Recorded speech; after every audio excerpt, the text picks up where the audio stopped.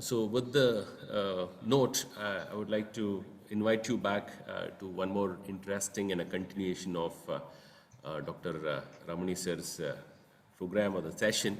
So where he is going to engage and make us learn more about how do we use the skills for grabbing the attention of our learners and making them proactive in the discussions or maybe the classroom learning. So that's a good experience and the requirement for any leader to be, so that's the way in which I think he is taking through and making all us understand with all the lively illustrations and making all of us to participate in his activities. And I think with this crowd, as of now, we can start off. Maybe I think in following minutes, we can expect some more participants to come and join us and go with it.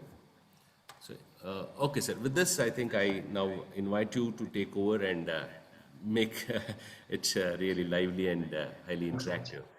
Thank you, Thank you, sir. sir. Thank you. Thanks for the kind words again.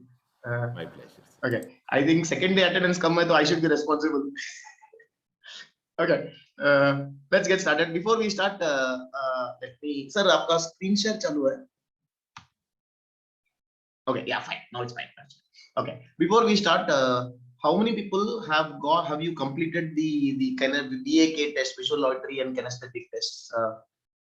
And anybody has got more than 16, the score of more than 16 in any one A, B, or C. Can somebody give me a thumbs up or unmute and tell me? No, Anything. I have C12. No, I'm asking anybody has got 16 or more than 16 in A, B, or C. No. Anybody? Anybody? Okay. Don't share your scores, please. I'm not interested in your scores. I'm asking if anybody has got more A's. Okay, 15 A's, B's, or C's in one, in either A, B, or C. Okay, who is this? Supriya ma'am, is it okay if you can come on camera for the next 10 minutes, not more than that? Okay, Supriya ma'am has got A's. Anybody has got more B's or C's? Say at least a number of 15, at least 14, 15. B and C, at least C. B nahi rahega, C. Because if I have two reference points, it can actually make it very easy. Okay, 14. Let me check out 14 C's. Nobody. Okay, 13. I have 13 C's. How many A and B you have got, sir? B2, A7. Okay, fine. At least you have a clear winner. Okay, Arjit sir, आपको भी camera में आना पड़ेगा. Before that, let me spotlight Supriya ma'am first. Spotlight for everybody. Okay, Supriya ma'am, can you adjust your camera a little bit so that your face is seen? I want your face to be seen very clearly. Yeah, perfect. Okay, now for the next 2 minutes, is there any cell phone or anything that is in front of you, handbag, cell phone, pen? Normally I give them a property. Right now here, do you have anything? Can you show it on the camera? Whichever item is there next to you. It could be even your the pouch for the specs. I'm fine with it. I have mobile.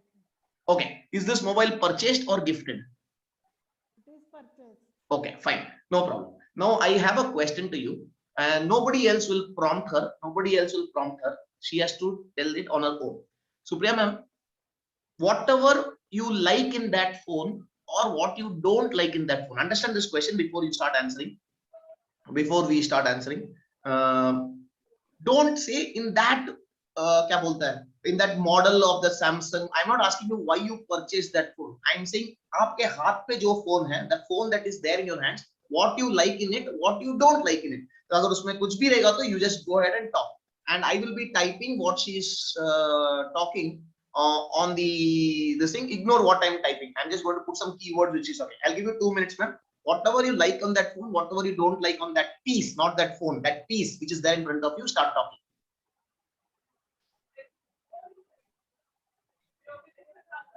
Ma'am, I'm not audible.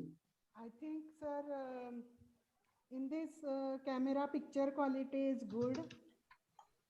Continue. And memory is also quite sufficient. Ma'am, one second. Aapka just okay.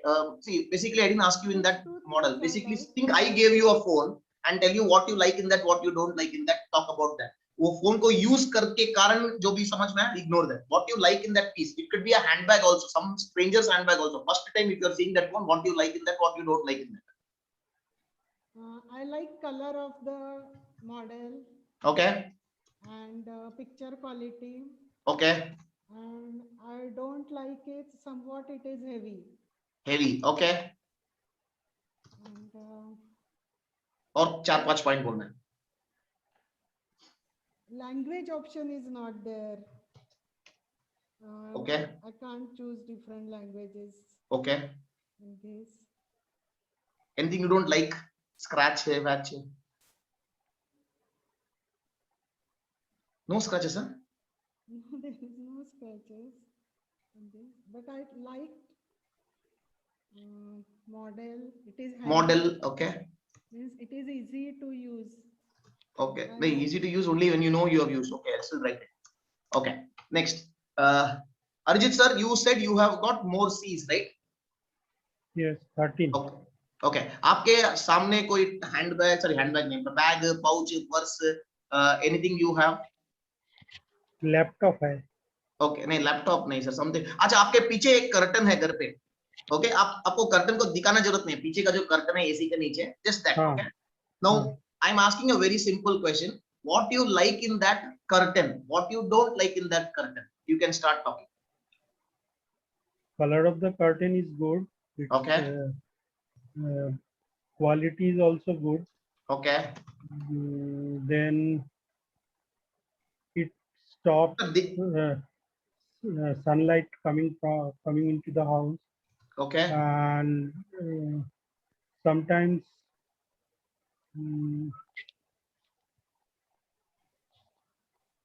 and its texture is also good. The design So, of the curtain, what do you use? texture Texture. Lovely. means, Go ahead. Okay. and that's all.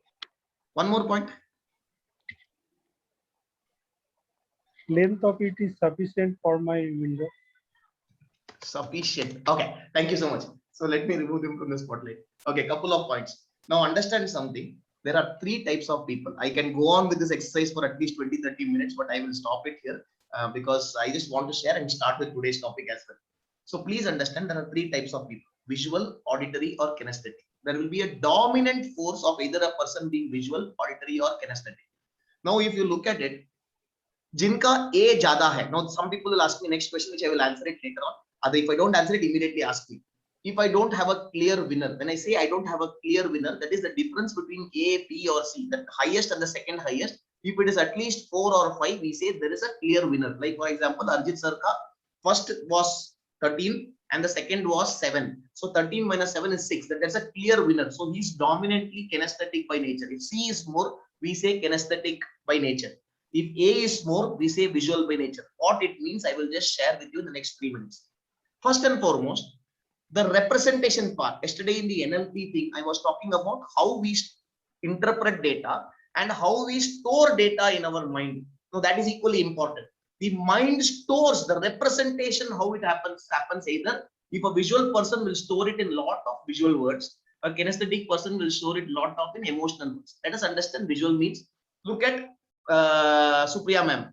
The way she was talking about her cell phone, the words that she will be predominantly using is camera, color, picture. अगर मैं उनको handbag बोलेगा तो without knowing ma'am, now I'll talk about ma'am.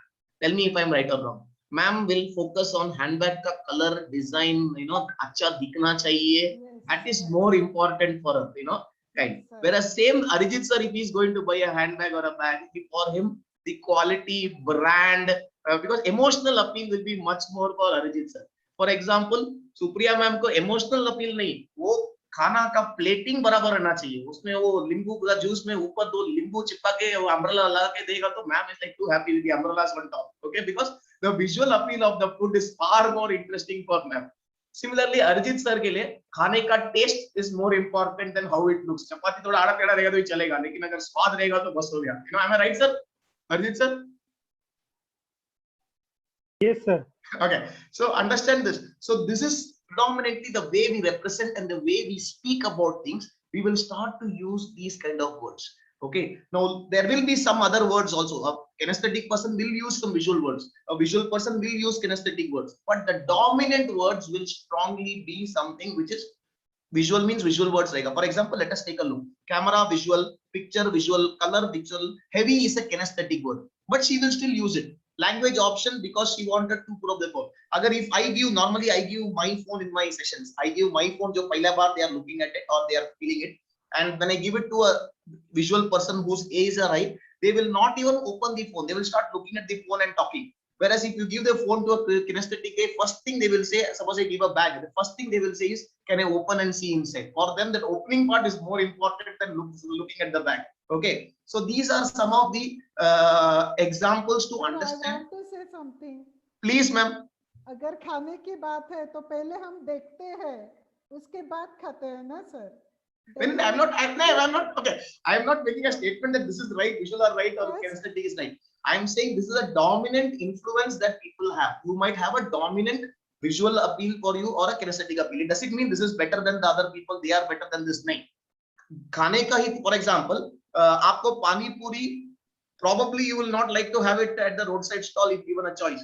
But I'm a very strong kinesthetic guy. मेरे को पानी पूरी कहाँ मिलता है फर्क नहीं पड़ता, टेस्ट अच्छा होना चाहिए. वो पानी आपके लिए, पानी अगर पूरी अगर टूट गया, the पूरी is broken, you will probably fight with that guy. पूरी टूटा हुआ है, but for me पूरी टूटा हुआ रहेगा तो भी चलेगा, लेकिन अगर पानी एक्स्ट्रा मिल जाएगा तो I am fine with it. It will or kinesthetic in nature. I am not saying this is right or this is wrong, but I am saying this is how we represent data in our mind, and when we speak, the choice of words is always going to be, if I'm visual words का strong impact रहेगा. Now let us understand the application perspective. Now, when you are taking a class in a classroom, okay, we don't know how many of my students are visual, how many of them are auditory, and how many are kinesthetic. Okay, before that, let me tell you the percentages. The normal percentages from studies done is, the visual people are roughly around 45 to 60. This is the range, okay, where they say. Kinesthetic people are somewhere around 25 to 40 odd, and visual people are auditory people are 5 to 15. Auditory people behave more or less like visual people, but when there's an auditory stimuli, for example, one more example, if I say, ATM mein when the money is coming out, ATM mein when money is coming out, okay, Supriya ma'am, what do you like, seeing the money come out, or the drrr sound, or do you start thinking where you are going to spend the money? Money to come out. Same thing, Arjit sir will say the third one. Arjit sir, seeing the money come out, or you start thinking where you are going to spend it, or the drrr sound? Where I will spend it. Okay, so kinesthetic people पैसा आने के पहले सोचते हैं इसको मैं इधर खर्चा करूंगा, this is where this is going to go, because for them that feeling, emotions is more stronger in their representation. Visual people represent it more from a visual perspective. Understanding this basic difference. Now, how to apply it? If I'm doing a one-to-one meeting, somebody is typing something. Okay, if somebody, I would prefer people talking to me rather than typing because I get distracted. Okay, coming back. So somebody, if you're talking one-to-one, if you come to know that the other person is visual, even though you are kinesthetic, start using a lot of visual words. And if the other person is kinesthetic, a lot of times you should start using kinesthetic word. It does not matter what you are, the connection will be stronger. For example, for the last activity, one more activity on this topic. I'm bringing Supriya ma'am and Arjit ma'am on spotlight for everybody to see. Arjit sir, okay. Add spotlight, yeah. So now for the next 2 minutes, I want both of you to look into the camera. Think that I'm a real estate agent. मैं एक real estate agent हूँ, and I'm going to sell you some property. Okay, I will make 2 types of pitches. You tell me, and audience observe both of them. No need to say anything. Audience observe them and see for which pitch who is reacting better to me. Okay, shall we start? Okay. Look at that lush green, green color का grass दिख रहा है वहां पर सामने से. Beautiful colored this thing. Balcony से, that is the view that you are getting out. Okay, and there are a lot of yellowish sun rays coming there.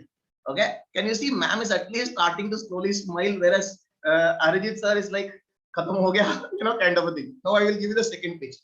Imagine it's a Sunday morning, halka sa, there is a nice breeze playing, and you're having your nice coffee, the smell of coffee coming to you, and the sound of the birds chirping. The feeling is fantastic.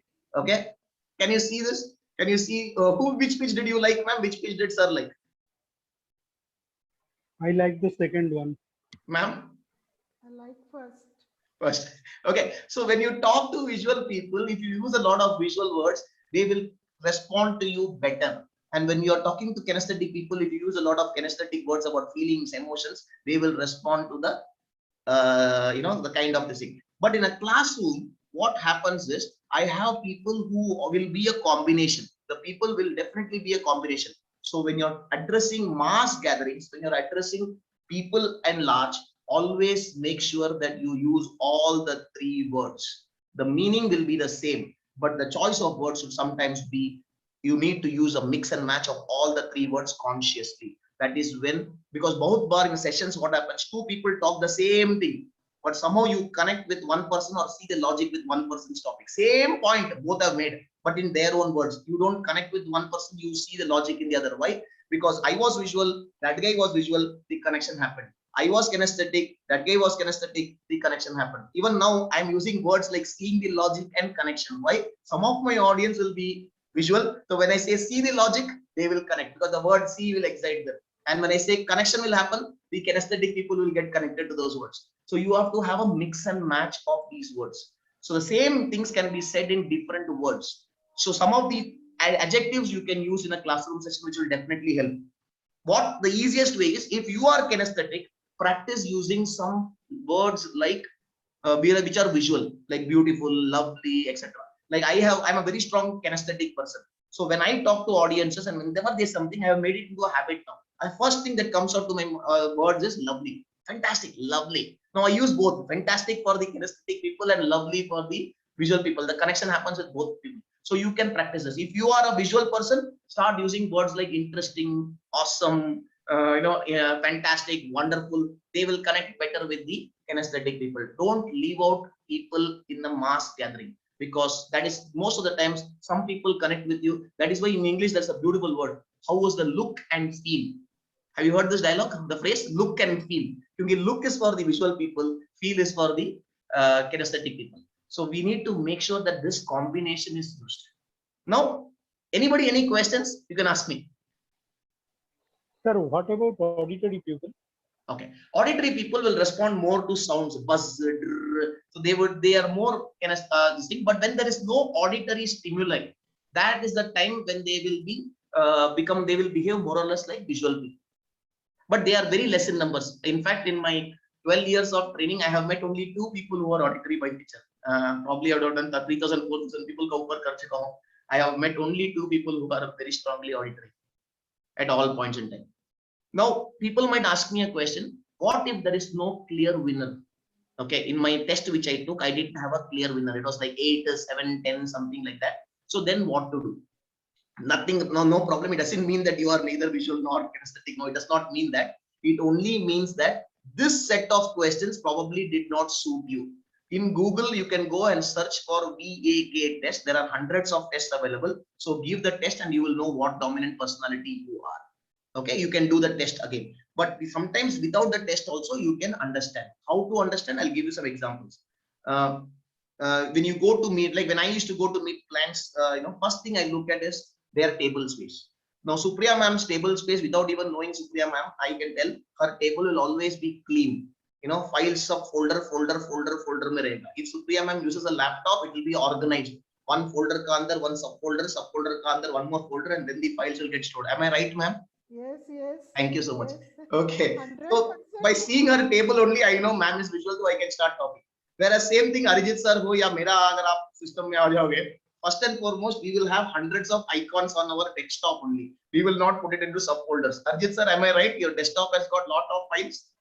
Yes, sir. Yes, sir. Thank you. Because humko ease of use is more important. Jitna jaldi, how fast I can open the file with one click is more important than putting it into a structure.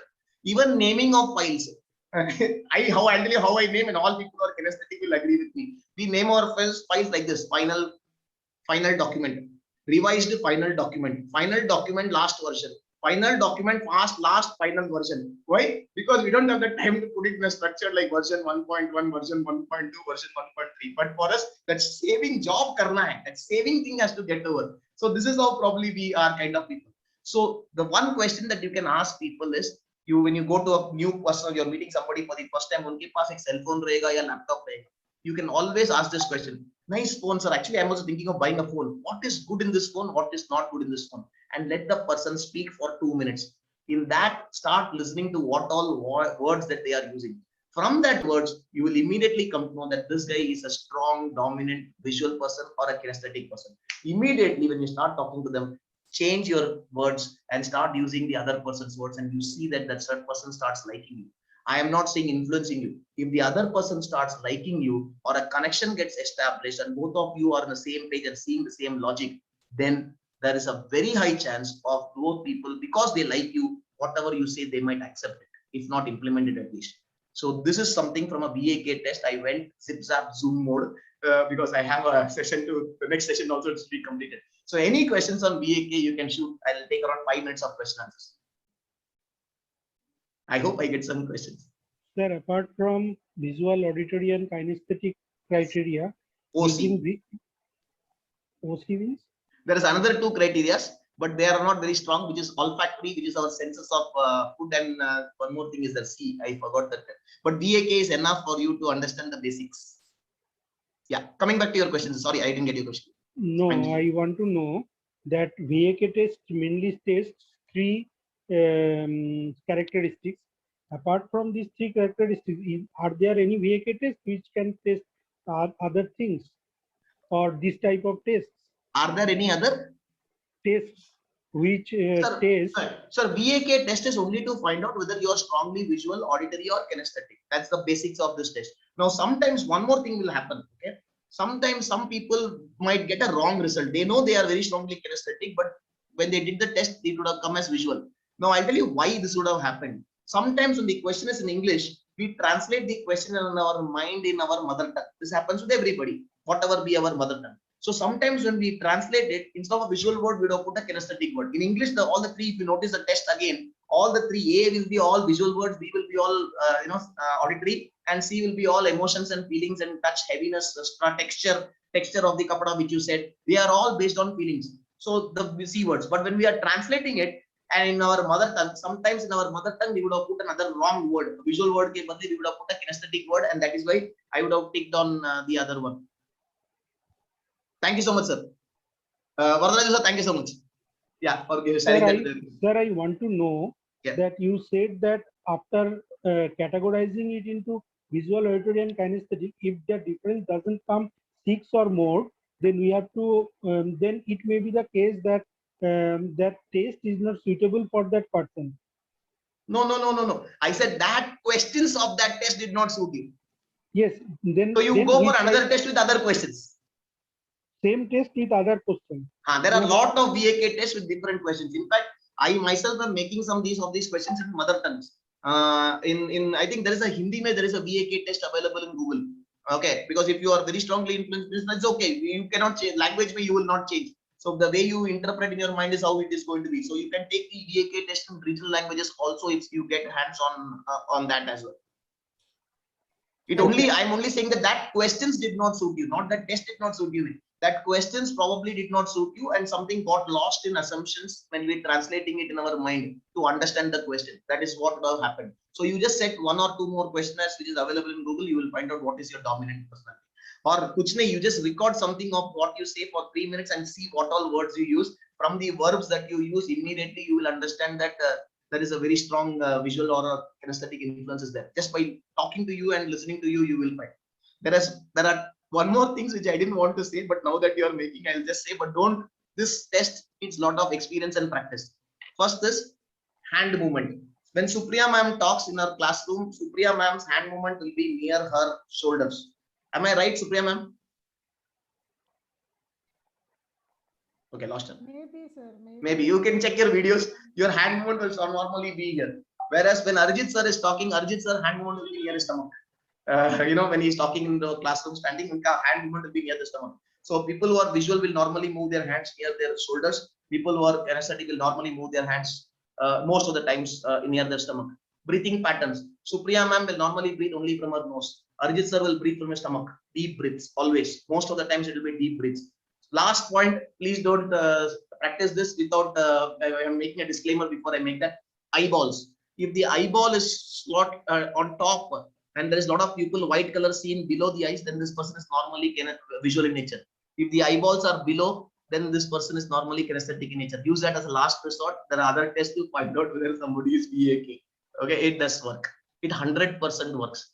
We even without the test also, if you allow anybody to talk for 2 minutes, from the choice of adjectives that they use, immediately you will be able to find out whether this person is visual, auditory, or kinesthetic. It is very easy.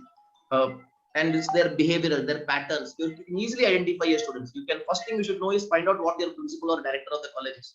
It helps you present your case in a much better manner. Okay. So any last questions before we come to today's topic? What are the similar tests like VAK tests? Similar test in the sense VAK is to find out, see, because VAK test is now done even in schools also. Because a faculty for B.Ed education, even to teach schools, they say that is why we say use PowerPoints. You might be fantastic in chalk and board. You might be a very good professor from chalk and board perspective. But the use of PowerPoint is not exactly to teach people through PowerPoint.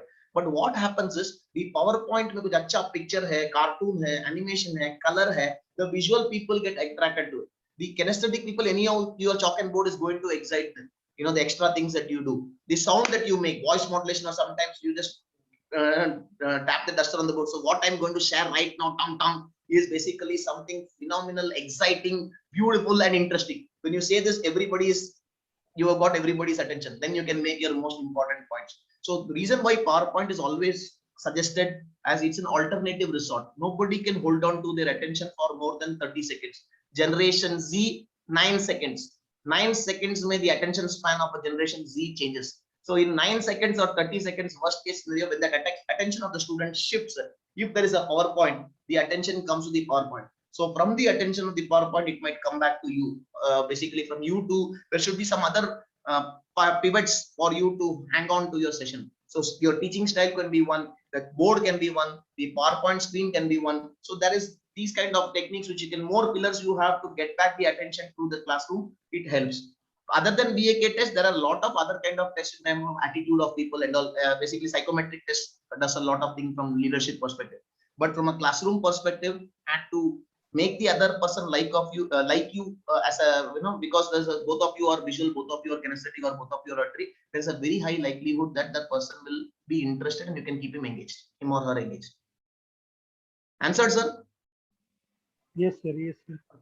Anybody else? So the person who has got a score of 12.48, you are strongly, I think, visual, but still you can check it out. But I think difference of 4 or 5 is fair enough. It's a strong difference. Anybody else? No questions? Hello? Hey, this is dangerous. Hey, yesterday all of you promised to, at least the people will come on. Venka, not there for the test. Just now I came. I don't know what test you conducted, what happened. I don't know any previous. Sir, then probably you can see the recording. Sir, no question, please. Today's topic, kindly tell us. Okay, we'll start with today's topic. So today's topic, before I start, today's topic, this is the topic from an industry perspective. So it will not be, you can definitely use it in your industry as well. HR is is a scheme which is there in any organization, be it a startup, be it an educational institute. And I'll try to connect this topic with a lot of educational institutes because I am associated with around 150 odd colleges. So sometimes it might not be relevant to you, but of course, strategies and tactics can be always modified to any industry. So I will be sharing my experience in the corporate world, which I have for the last 26 years odd, from an HR perspective, which is in today's topic of how do you nurture and retain talent. Okay, so before that, let me just start the slide share. Give me 1 second. Yes. Okay. Can you all see the screen? Yes or no? Somebody? Yes, we can. Yes, sir. Yes, sir. Thank you. So let's get started with today's topic. Before that, there are two things. This is basically a Danish word. It's a fantastic word. I do not know how you exactly pronounce it. It's pronounced like bites lay they. I mean, that's how they pronounce it. It means happiness at work. Now, I have a question. How many people here, you can be neutral. You don't have to raise your hands. But how many people basically have a fantastic job satisfaction in the current job that you're doing? Can you give me a thumbs up? Give me a thumbs up on the screen, reaction button, so I can know it. Okay, 2, 3. You can be neutral, no problem. 6, 7. Okay, it's counting. I think around 10 odd. Okay, fine. Now I'm changing that question. Please lower your hands. I'm changing that question. Job satisfaction is not this. I'm asking how many people are actually happy at work. Both are different. Give me a thumbs up if you're really happy at work. 2 and counting. 2, 3 and counting. Okay, it's more or less the same. It's going towards the same. Okay, respect. Okay, respect. But let me tell you, there are 2 factors for somebody to be happy at work. One is individual driven, the self-centered driven, and one is the driven by the the other external environment, which could include the corporate structure, the HRs, the policies and places. So before that, I want to ask you all a small question. Would working on the sun, under the sun for 12 hours non-stop make you happy? Anybody? Be honest. Yes or no? You unmute and tell me, please. No. No. Okay. Is it a personal? Okay, working, like we put it broad, working under the sun 12 hours non-stop, but you have tremendous power. Would that excite you still or no? It all depends on the situations. If you have enough EMI and why you want to make your wife more happy, yeah, not only 12 hours, 14 hours you can work. That's Day all. in, day out, sir? Happiness. There is a joke. WhatsApp joke is there. See, if you want to like your boss, take the car loan first. If you want to prize him, take the house loan. If you want to prize him still, marry. So this is there. So based on the situation, person will work. And he will be in that state only, according to me. Sir, I have a small question. Sureka ma'am, can you mute this? Yeah, I have a small question. Is it because of, is money a motivating factor? I mean, let us have a discussion on this because Yeah, this point first is, what exactly happens No. present day, it is happening like that only. Oh, sir. You maybe want to do a software engineer, but you won't get software engineer, you will get some other job. See, many BE people are doing conductor job. Many fellow who want to go scientist is dropped in the software skill unnecessarily. So because of that issue only, not other thing. I'll quote research. I'll quote research. Today I'm not in the, I won't negotiate because I'm running short of time. I'll quote research. Research shows that after a certain point, money does not motivate people. Anybody. Okay. There is always a point. For example, a person who comes from a normal family or as a lower middle class family, probably it could be 25,000 rupees, 30,000 rupees. But after that 30,000 to 30,001, you ask him to do extra work, that person will not do. After that point, money motivates in the beginning, but after a threshold value, money stops to motivate. 100 rupees over time is not going to make that person work extra, irrespective of cadre, irrespective of this thing. The 30,000 will be changing. For some it might be 30,000, for some it might be 1 lakh, for some it might be 5 lakhs. But after a certain point, money stops motivating people.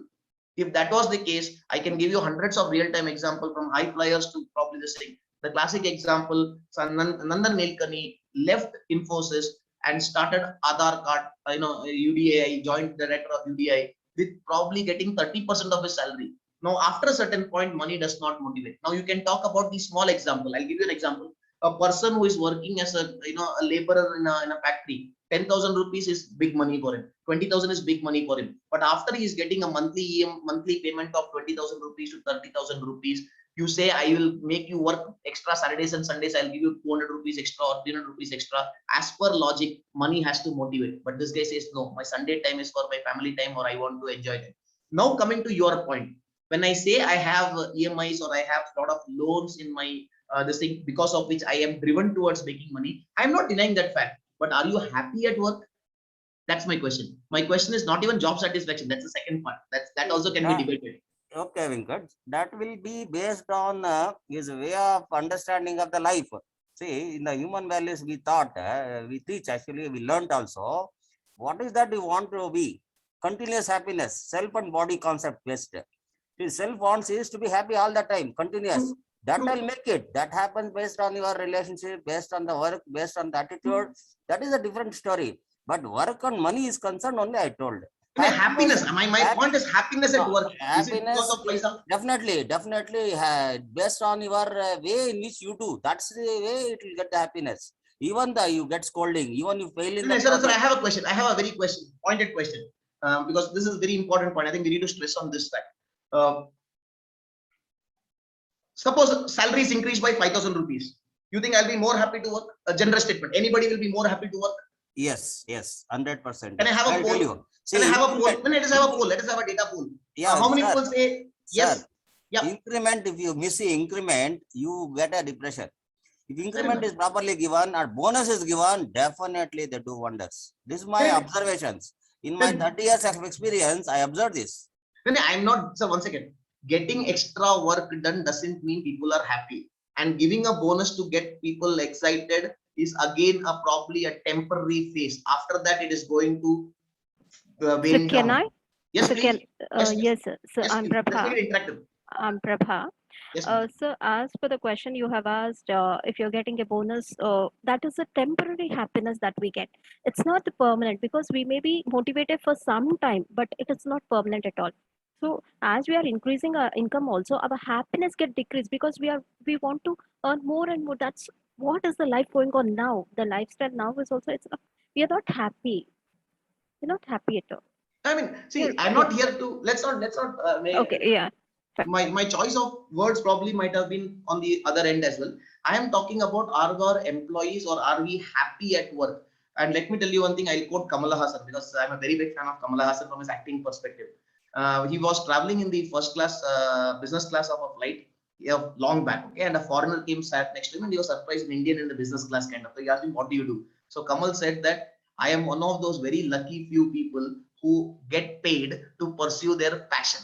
Okay, so my question is probably, when we pursue our passion, a lot of people will be happy. But let me tell you one thing, there are a lot of people, with due respects, not making a personal or a specific statement, general statement, lot of people get into academics line because they probably were not able to fight it out in the corporate world. Very few people have come because of passion. That would be a better way to put it. This is my humble submission here. I am saying money can motivate people, but motivation is always temporary. Inspiration is what makes people long lasting. You can always, sir, motivation ke liye, your faculty can come and say, come on man, we can do it. Yes.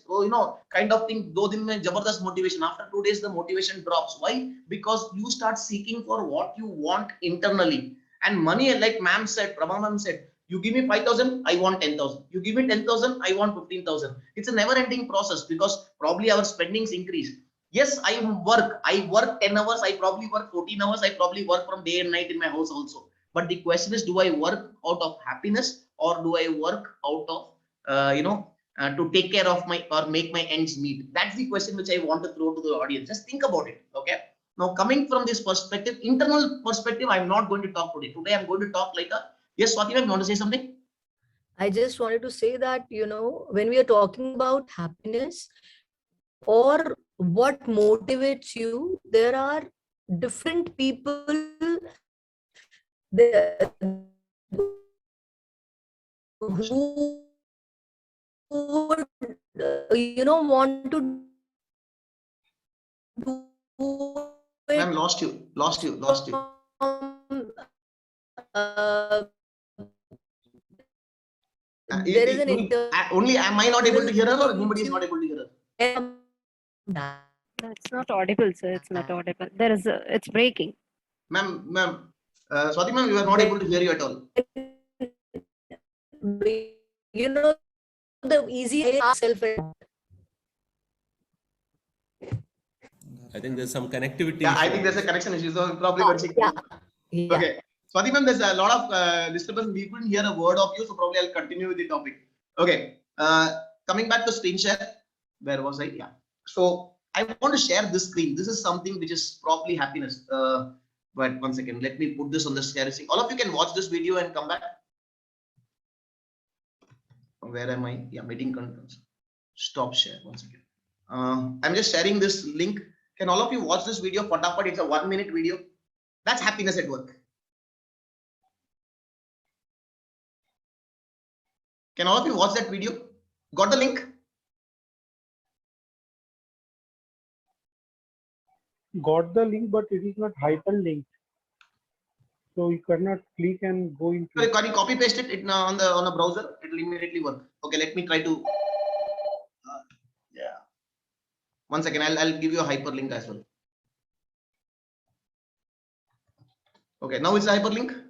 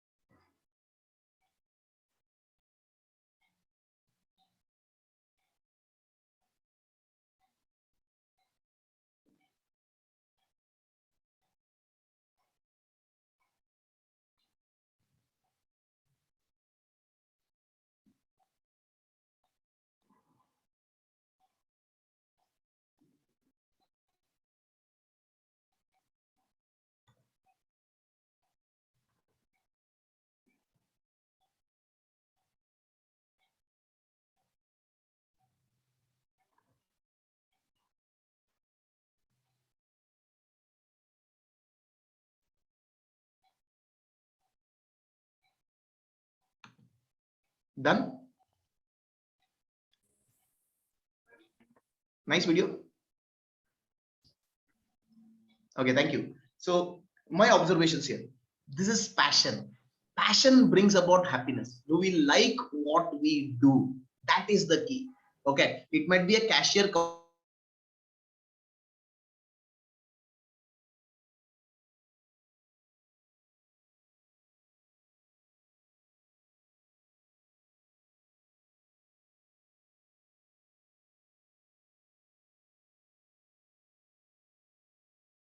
From a manager's perspective,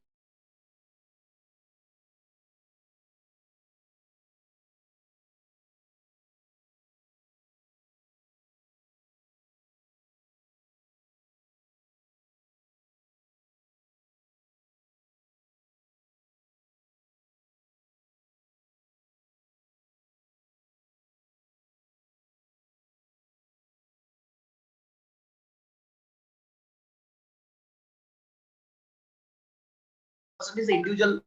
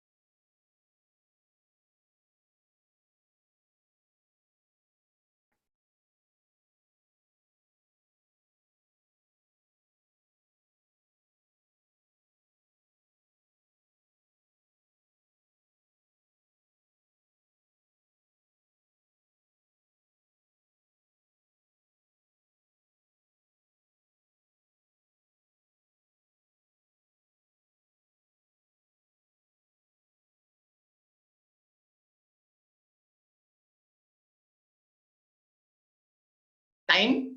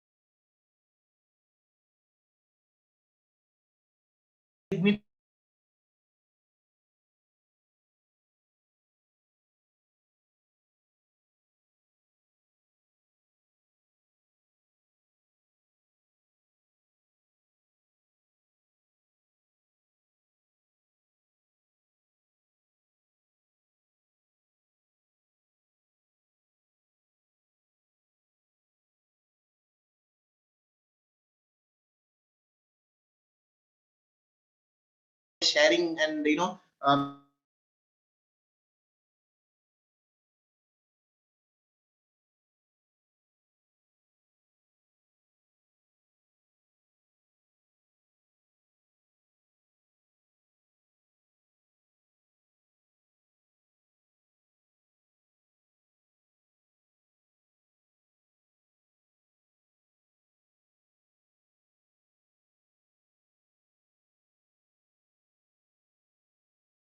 individual.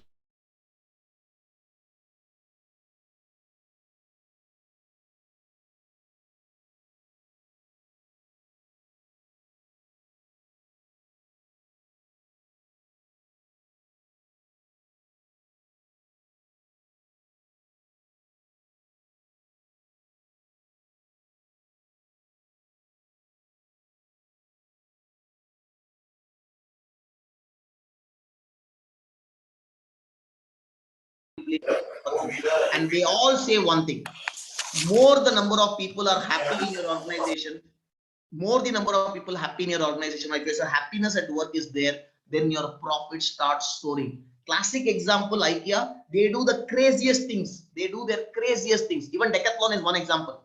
Okay, the pressure in Decathlon is phenomenal, but people are always happy working in Decathlon. You can go and check any Decathlon store outside your near your place.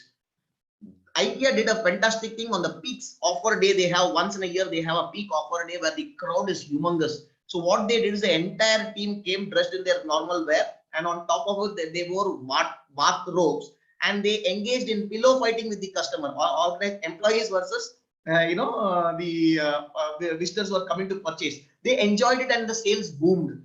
They had a pillow fight. The manager would hide inside the wardrobe, and when somebody opens the door, that guy would come out and say, "How can I help you?" You know, that kind of things. So this kind of engagement, which makes them happy doing eccentric things, sometimes creates a place, and it kind of shows. I do not know if you have visited McDonald's. If there is a frowning face there during high pressure environment, the managers of that store manager of McDonald's start shouting, "We are not smiling, smile please." Similarly with Pizza Hut, the employees have been trained that if somebody rings the bell that they are happy with the service, we are supposed to say thank you. I was in Pizza Hut in Bangalore in Forum Mall, and there was a small kid, okay, who liked the bell and started doing the bell. Now tell me something. Everybody can see that a kid is playing with the bell, but every time the bell ring, the entire staff across the Pizza Hut started saying thank you, thank you, thank you, and then it became a habit. Customers were laughing. But understand, what I noticed was the passion of the employees who follow the rule, even though they can see that the kid is playing, but they realize it that we need to go ahead and thank the person for ringing the bell. That is passion for work. That makes people happy. Now, if I give 100 rupees, 1000 rupees, or 5000, 2000 rupees extra, if the breakaway is not so strong, 2000 rupees extra for a Pizza Hut guy and tell him come to Domino's, you think that guy will leave there? I don't know. Probably the amount is 5000 or 10,000. I'm getting a promotion. I might leave. But as per the logic that if money only motivates, then even 100 rupees extra increment will probably make people change their jobs. People sometimes, some HR once told me, I don't very strictly reduce people when they go on their travel allowances. I know they are fabricating bills, but I don't touch them. You know why? Because that makes them feel happy that this is a nice organization to work at. So I don't audit their bills very strictly. As long as it's in the permissible limit, I allow them to may encash that little bit of money and their TA and DA. Fantastic. Now that is something which that person is taking. But if that guy were to be strict, don't you think a lot of time people don't leave organizations because they know that, "Arey yaar, usme mere travel mein 4000 mein kama leta hu. You know, TADA mein I make this kind of money." So they are happy. So it's not only money; it's the thought that I am, safe here. Because if only money motivates, like I said, a small increase, even a 1 rupee increase should make me leave this job and go to another job if there was a security of job there. So that sometimes doesn't work. So that is one aspect which I want to do. Predominantly, what brings happiness at work is results of each and every individual employee. Now, results is a very dicey word. When I use the word results, it doesn't mean that company results. Lot of times in organizations, employees don't know what is expected out of them.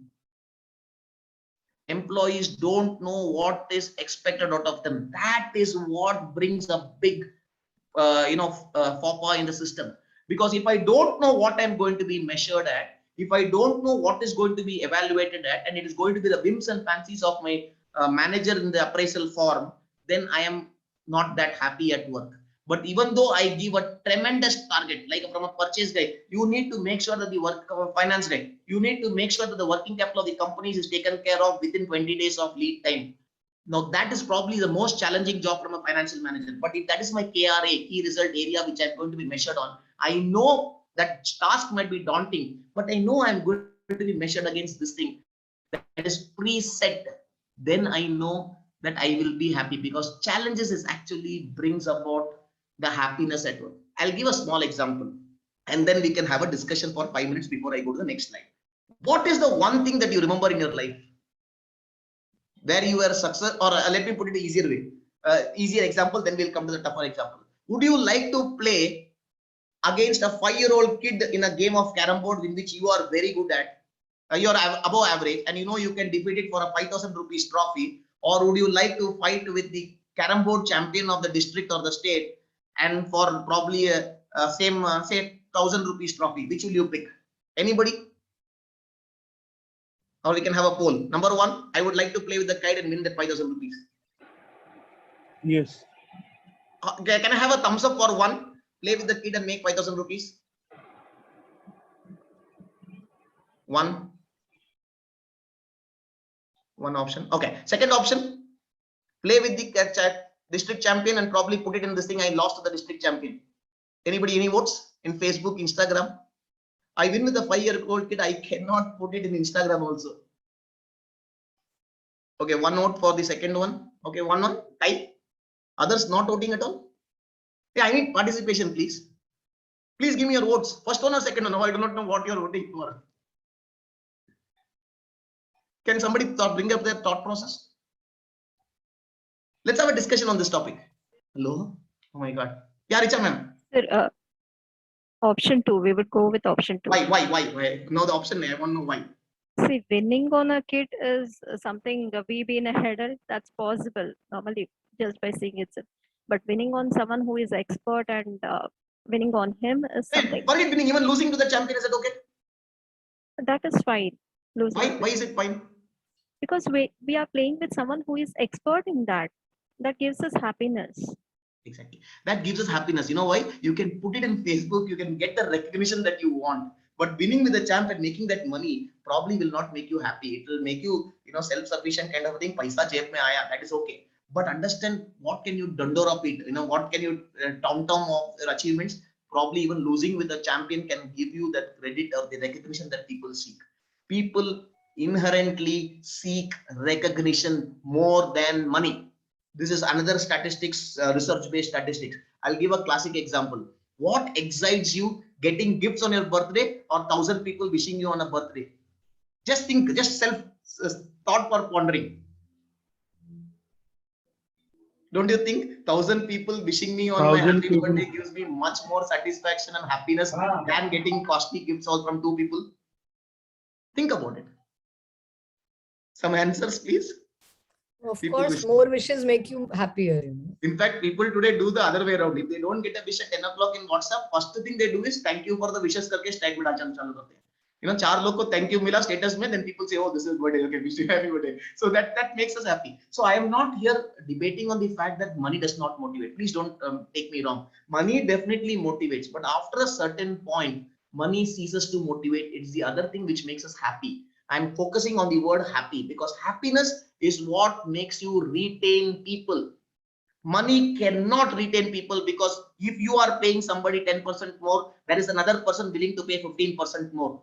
Retaining employees can never happen because of paisa. Because if you pay somebody 15% more, there is another guy waiting to pay 20% if the candidate is good. So please understand, people stick to Ramani, yes, can I interrupt you only please, for a second? Please. I wanted it. There is a book called The Year of Living Danishly, Uncovering the Secrets of the World's Happiest Country. Okay. This is Denmark, right? Yeah, it is Denmark. And The Year of Living Danishly, the book talks about how Denmark keeps all the people in Denmark happy. For this particular discussion that we are having right now, this book by Helen Russell can be an eye-opener because the book talks about how trust can make you happy, how flexible hours can make you happy, how people getting time to improve their intellectual stimulants can make you happy at workplace, right? So there are so many such beautiful things there. People can leave their kids outside a Pizza Hut or outside a place in a pram because they know nobody is going to touch them. They can leave a child in a pram outside any store in Denmark, in Copenhagen. Lovely. This is something that we cannot even imagine. You know, That is what real happiness is, and we cannot reach there very- right now. No, in fact, ma'am, one small request. I have noted on the name of the book, but you can just. I will type just it on type chat the so name in the everybody- chat so box. everybody gets the benefit I of, will those do interested it. can I'll take do the it book. right away. I have written it down, but Yeah. for the benefit of others. Okay. Sure. Now, coming back to this, there is one more simple activity, okay, which we used to do in our previous organization, eating lunch together, where it's like get everybody together to give. Let me tell you one thing, eating lunch together makes people bonding. The classic thing coming from our joint family approach. People from joint families, our earlier generation, there was a time schedule that dinner everybody has to have together. That was an unsaid rule or sometimes a said rule inside each family. And that brought about the bonding. Can't you see the bonding between family members is very strong in joint families than in probably nuclear families today? Let's be honest to accept it. WhatsApp group is not going to replace a WhatsApp family group is not going to probably replace the bonding which is genuinely missing. Okay, so understand this. So eating lunch together or dinner together also adds value. The simplest thing that any organization can start is have lunch together, and during lunch, don't discuss business. This was a policy in one of my organizations where I used to work, that every department will have, including the HOD se leke, it's not a college, but it is a company, including the head of the department to the entire team. We used to have our lunch together and share our dabbas, kind of a thing, pot lunch kind of a thing, and we used to enjoy. We used to look forward for the lunch meeting because there was a said rule that lunch, nobody will talk about business. And that is something which brought about a drastic change in the way you can bond with people. So it was actually a nice feeling. When I left the other job and went to another company, the first thing that I missed was not the challenge. The first thing is the lunch saath mein nahi ho raha hai, maja nahi aa raha hai, because everybody were having their own boxes and this thing or going out for restaurants. Even the person who was to go for restaurants in my organization actually used to order it and open it in front of it and have it together. So that was something which works. Very simple technique. It's not a strategy. It's basically a tactic. So that also works. So let me come to the evolution of HR. This is a very fast. I will go on this slide. Predominantly, HR started with something from a personal relationship or a personal department in factories, which was more like the management's voice, which was being thrown to the people employees. Then HR evolved. It was from personal management, it became HR. HR was human resource, so they started using humans as a resource. Okay, there is one more resource like paisa, one more resource like material, one more resource like machines. This was predominantly the thought process which started changing. The organization design, compensation, communications all started happening. Now it is beyond HR. Today we talk about talent management. We talk about today's performance versus tomorrow's, potential of the employee. So that is something which makes people, work happily. So I will ask a small question. How many cricket followers here? Okay, before the cricket follower, let us do this thing. This question, a lot of people would know, but I'm going to throw a different dimension to it, to the way you see this question. Think that you are traveling on a Lamborghini. Lamborghini is a two-seater car. I'm sure you know this, but just let me repeat it for the sake of somebody is not. Lamborghini is a two-seater car. Three people, you meet at crossroads, three people are asking you for a lift. Your best friend from childhood ka buddy, okay, that guy is asking you for a lift. If you are a man, your ideal dream date in a lady, or if you're a lady, your ideal dream date on a guy, okay. And because of you coming in the Lamborghini and you going to help people, that person is going to be impressed. Okay, that's a given. And the last one is an old man who's met with an accident. What will you do in this situation? Three people are asking you lift. Anybody who knows the answer? You can say it out, say it out, say it out. Okay, Arijit sir says I will give lift to the old man. Okay, anybody else with a different answer and out of the box thinking? I thought this was a known example which is always used in ethics and morals. Okay, anybody with a better example? Yes, sir. Actually, I will Yes. give my car to my friend and just ask him to just take that dream date take that old man to the place, and I will go with my dream date on a bus. Or basically, you can walk the dream date home. That by spending time, because you are chivalrous, obviously the person is going to be interested. Exactly. And you can also make sure that the problem is got solved. Now I'm bringing a very important connection. Please look at the screens. All of you, please look at the screens. What I'm going to share now is fantastic and damn interesting. Okay, look at this. I'm just changing the parameters. A new meaning will emerge. Replace you with business, dream date with profits, HR and policies as your friend, ethics and value. Now let me revisit this slide. how many business organizations or companies are willing to give the HRs or the policy formation the chavi to create policies with strong ethics and values, which is nothing but the old man, so that the company can focus on maximizing profit or maximizing long-term profit. Don't you think a new meaning is emerging from this slide?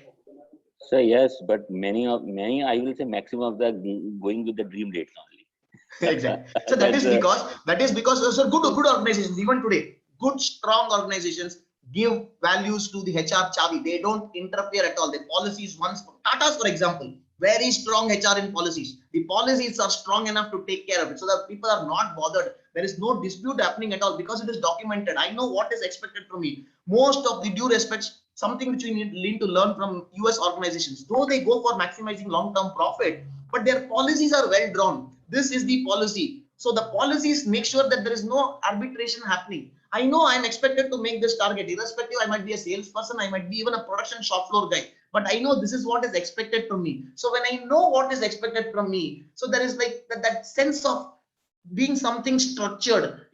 Just last minute going and pacifying the boss is not going to give you that appraisal. Strong appraisal makes the policy strong, and that way that makes the company strong. But I just wanted to share this slide that if your processes is strong in organization and not individual brilliance, then these organizations succeed the test of time. So that is something which I want. Somebody has typed something on the chat. I do not purpose have to go back. Okay, excellent perspective. Okay, so that is something. So now I come to the next question to all of you. These were two gentlemen. I hope you all know these guys. One was Rishabh Pant, right side, and the left side guy was Samson. I go back into history 2 years back. Okay, 2 years back, IPL records of Samsung was phenomenal, and our Rishabh Pant was not good. Now, if you were the selector of the Indian cricket team at that point in time, 2 years back, who would you have selected for the Indian cricket team as a wicket keeper? Would you have selected Rishabh Pant, whose current performance is very bad, but people say that this guy has got talent, future potential, and the other character, excellent performance in the current perspective, but they say not that talented, above average? Whom would you pick for the team and why? I want to hear the arguments from both sides. So anybody who says I will pick Samson, I want to know why. Yeah, Surekaman, can you say why? Just your thought process. Why performance is more important than potential? Sir, because I feel that he may be a hard worker. He can devote himself toward playing the cricket. And next one is passion. Okay. Anybody supporting Pant? Yeah, Meenakshi ma'am, can you put your voice? Why Pant over why future potential over performance? Sir, I think one should give chance to improvement if he has talent. But Samsung को भी एक ही बार chance मिला था ना?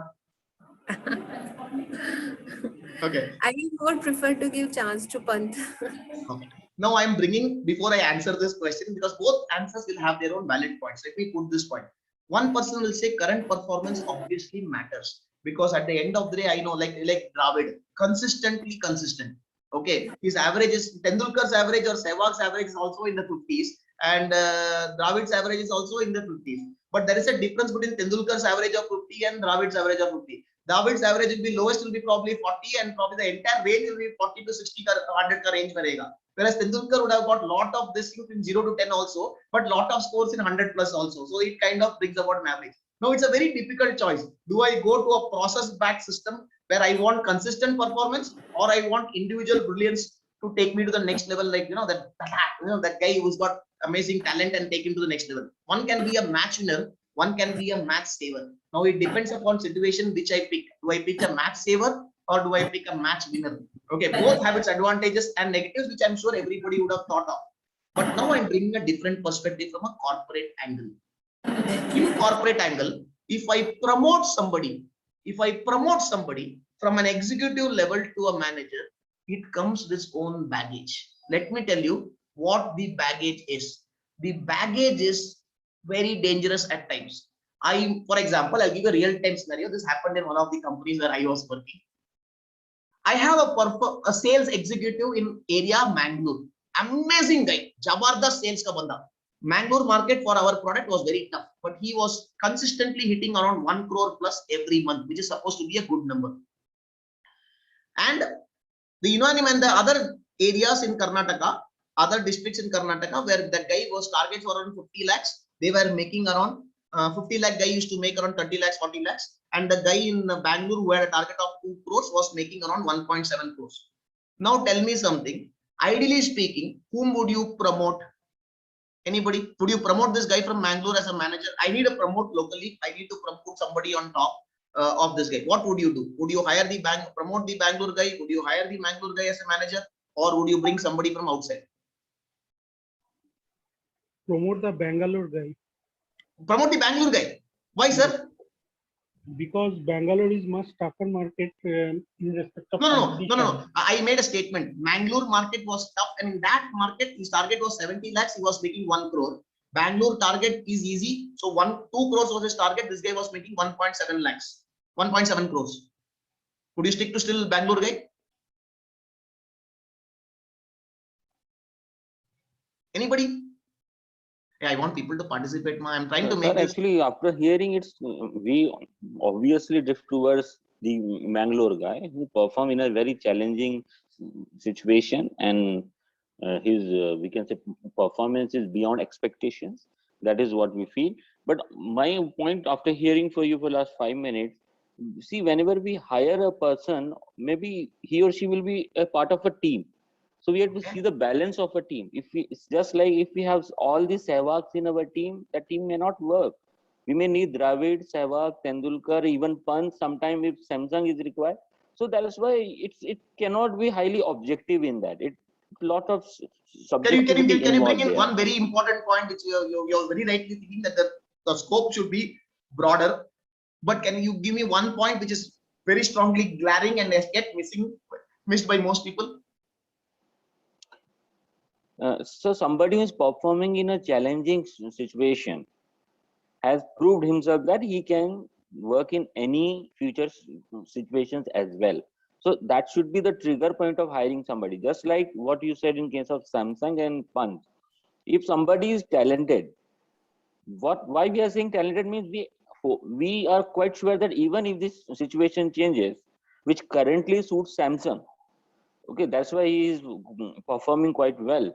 But Pant can be adjusted in any of the future situations as well.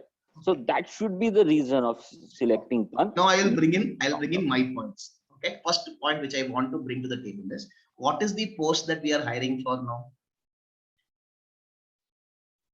We are looking for the managerial post and not for the sales post. Exactly. Yeah. So can a criteria of performance? Exactly. The data is not sufficient to make the hiring decision. Exactly. And this is something, there are two ways to it. Now I will spend some time on this one example, because a lot of times if I look at the Mangalore guy's perspective, the Mangalore guy probably feels that he is eligible for a promotion. And I don't blame him for him or her for that thought process, because that guy is contributing phenomenally to an organization. But my question is, does the company reward him with a promotion? That's a big question mark, because sometimes this can backfire. You promote this guy, you lose a fantastic sales executive on the ground in Mangalore, and probably sometimes you might end up with a lousy manager, because that guy is good in talking to customers but not good in leading a team. So I mean, I'm just bringing both the perspectives. So what do I do to bring a mix and match? Now I need to go into the psychology of the employee. If the Mangalore guy is thinking that he is expecting a promotion and a reward is needed, that is why today companies bring in a new point called as talent management, which is basically a combination of potential and performance. One is behavioral and one is records, performance on the field for the job that you're doing. Both are taken. That is the combination called as talent. Okay. So here they focus. So sometimes if I promote the Bangalore guy, the Mangalore guy might quit. So sometimes succession planning is a challenge in such organizations. So what they do, they bring a manager from outside and they give a high increment to the guy from Mangalore. So everybody is taken care of. And this is what happens in today's politics also, right? Gujarat mein recently CM badla, right? Okay. Bangalore mein CM badla. Okay. Predominantly it's a succession planning at the end of the day. Sometimes I do succession planning from a growth perspective. Sometimes I internally but so here, if you allow me, I want to come in here. Please. If you are citing the example of change of CM, Sir, okay, let's not get into politics. I just It is because of the bad performance. No, it is because of the bad performance. You Fine, sir, cannot let us not get compare into CM politics. of I'm saying Gujarat with Bangalore succession guy. planning. No, I'm not saying that. I want to make a very simple point here. If your organization has developed that particular urge in an employee that if I perform well in my sales at a particular region, I may be promoted to a manager position. No, so please hear me out. I'm hearing. That is why you are saying if he is expecting of a promotion, ultimately the most driving force for that man to perform out of the or maybe beyond his capability in Mangalore is because of this only, because he's saying if I work hard now I will be promoted. I'm saying this. If that is the case, then it is a failure from a HR policy point of view, that you have actually given that path to a person that follow this path, perform well, and you will become manager. Don't do that, otherwise you are going to lose that person, even if you bring somebody from outside, because that is what he expected. Point taken, but I'm making a slight clarification here. When I'm bringing the clarification here, which I'm bringing a clarification is that if the expectation was from this guy's own thought process, then it is not true. But if the HR has kind of sowed this seed into that person's mind, saying that if you perform well at this level, you will get promoted, then it's a mistake. So this is not happens in any organization. You don't write all these things, nor any HR will say if you do this well. This is what you know. You heard unconsciously. You learn. You see the past of that particular organization. Just like if being a faculty, we know that faculty has worked on 2 projects, had done some good research paper, and he got a promotion. So it is a unwritten rule that this, if you follow this, we are going to expect these kind of things. So this is what as an organization you have to think over. Sir, 2 points. I have raised something. I didn't want to get into academics area because of this reason, because I don't want the examples to become with respect to colleges. That's the first point. So that's why I will stick with the HR part of it. And second thing is, that is what today most of the organizations have brought in a concept called as talent management, which not only focuses only on performance, but on something called as potential of the employee, which is basically the leadership skill sets that has to be developed in organization. That is Sir, may I disturb you for 1 minute? Yes, sir. See, what exactly, whatever the HR policies may be, here 3 people are there. One person is 1.7, another person is 1C, another fellow is 50L, right? What they're doing is a big mistake they're doing. 3 of them may quit the company if you bring from external source. What they have to do is 1.7 fellow, you have to give a chance, and he has to do a double role. What is the technique he use? What is the methodology he use? That should be given to these 2 people. Even Mangalore fellow will not be unhappy because his target is not reached 1.7. This person is only 1. No, that gets I'll complete. Let me give you a chance to complete. So this 50L fellow should be motivated properly. He is not weak. He has some mistake in doing the business. Whatever it may be, what they has to do, never ever bring the extra person into the organization. Since they are working for so many, if you not give promotion, the organization will affect a lot. This is my view. Sir, with due respect, the Bangalore guy target was 2 crores. He did not even achieve his target. He made only 1.7 crores. Whereas the Mangalore guy's target was 1 crore. He made more than this, his 70 lakhs. He made 1 crore. He made more than around 45% more than his targets. Target I was not knowing. I shared that. I shared that in the beginning. Then 1.7 is the greatest amount. I thought like that. Okay. I get the point. But my factor here is promotion cannot happen only on performance, and that is where the policy needs to be drawn. And today, a lot of organizations have started doing this. If I want to retain employee, it is that transparency and the communication, or what we call as engagement with the employees, needs to be happen. And this is the right communication that has to go to the employees. Just because if somebody is performing at a particular job and we say that the exceeds of expectation of a promotion is getting into their thing, it is going to be a challenge. Today in the what do you call performance appraisal, there is a behavioral mapping also done for their leadership roles.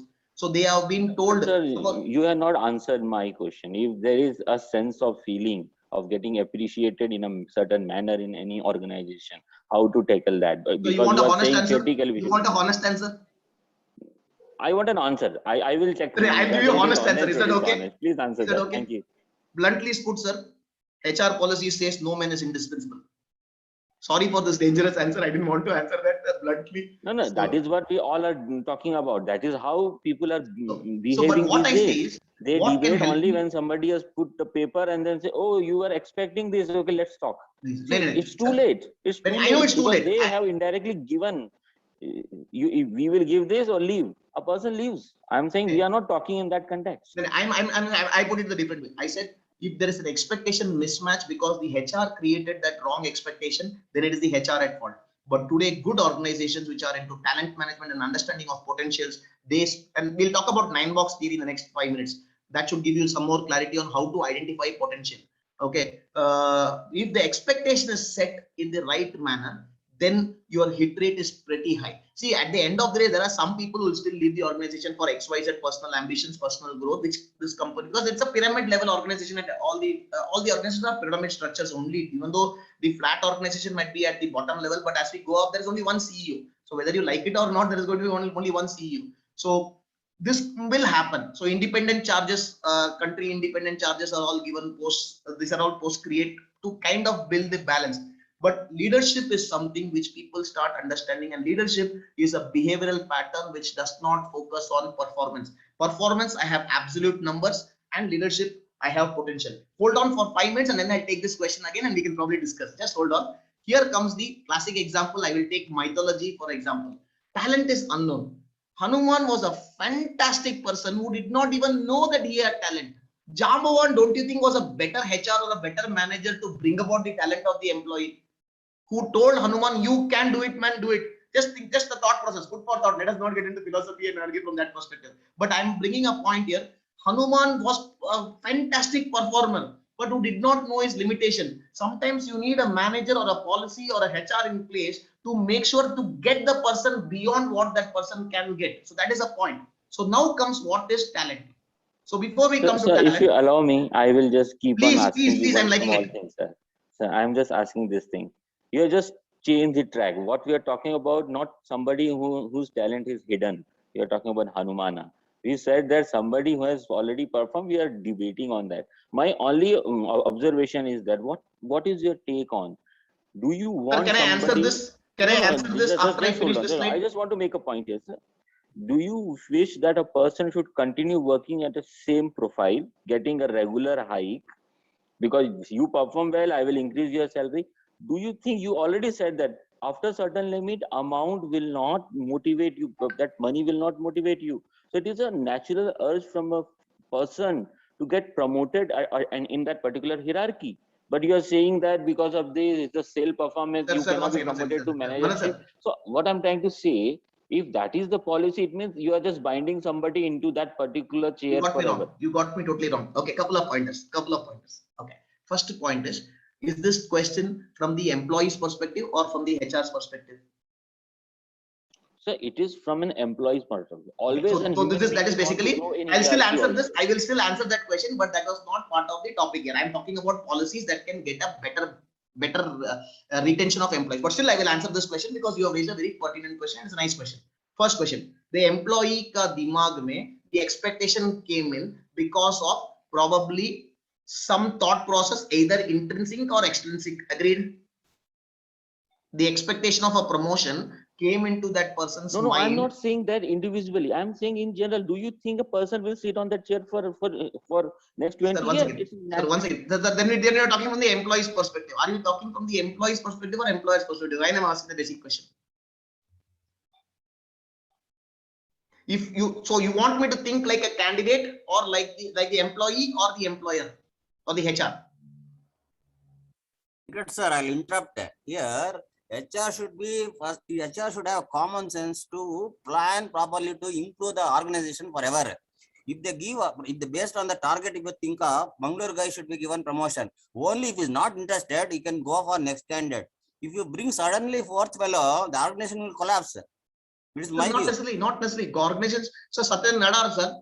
Microsoft brought in people from outside. Micro level started the problem. Micro level started. Satya Nadella coming is a classic example of revival of Microsoft coming from outside.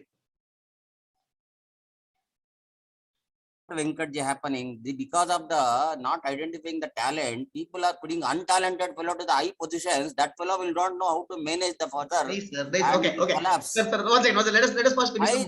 My last argument is the person who have talent should be promoted. You should be given higher heights, and Sir, you how should do be we given define training talent with is what I am others coming to. to achieve his same style of goal. One second. Sir, I am coming to, let us even define what is talent. We are not even defined what is talent. As an HR, I first need to define what is talent. I am saying talent is not performance alone. Talent is a combination of performance and potential. That's why I said, hold on to that question till I feel the 9-box theory. When I talk about 9-box theory, you will be in a perfect position to gauge which employee is a bad fit and you have to fire. Please do it. We'll see. That's right. So before that, Manoj sir asked me a question. Let me handle that question.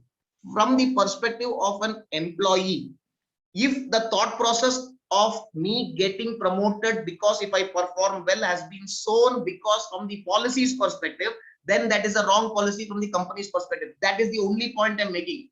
But if the thought process that if I get promoted because I achieved my targets and that is coming because that person assumed, then the HR cannot take responsibility. This will be one of cases. If there is transparency in communications about what is the weight you are going to be judged on, your performance appraisal is transparent and it is structured and well defined and known to both parties, then these organizations are some organizations where there is absolutely no, there will be some people even in this organization who leave.